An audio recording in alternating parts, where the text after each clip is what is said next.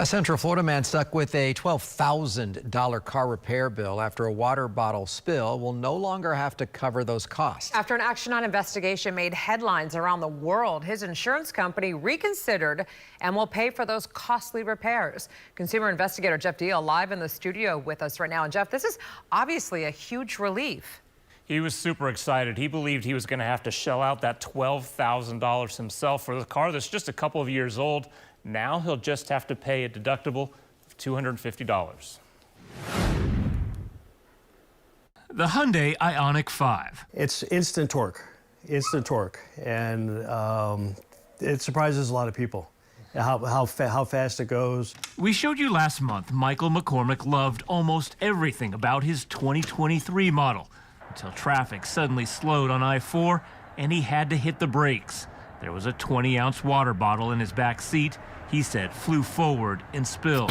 I felt it hit the driver's seat, probably dropped down at that point, and I felt on my ankles a little bit of the water. Within minutes, he said warning lights on his display started flashing. By the time he got home, the turn signals didn't work and the car wouldn't shut off.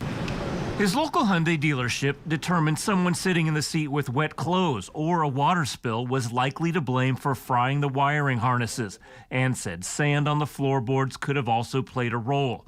The floor and driver's seat wiring harnesses have to be replaced. The total cost, $11,882 and change. I was shocked. I was like, what am I? That's a huge amount of money. And not covered. I'm like, that's not right, because I didn't do anything wrong. Hyundai wouldn't cover it under warranty, claiming it was caused by outside influence, not a defect.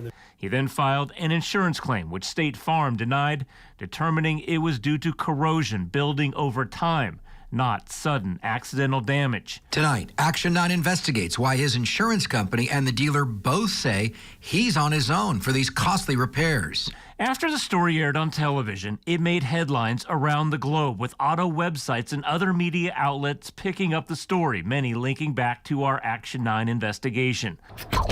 Michael believes it's a design flaw, that parts so critical to the operation of his SUV would be so vulnerable under the seats. You know, kids are always spilling things in the back seat, or, people are, there's a bazillion cup holders everywhere, things spill. But this week, he got a welcome surprise, a letter from State Farm letting him know it did an additional review of the wiring harnesses and wrote, "We have adjusted our position and will cover this loss."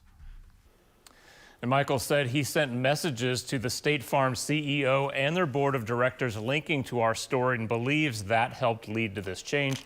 Unfortunately, the wiring harnesses are on back order, so he doesn't know when he'll get it repaired, but he will now have some rental car coverage while he waits. Live in the studio, Jeff Deal, Channel 9 Eyewitness News. Yeah, reaching out to Jeff and the Action 9 team pays off.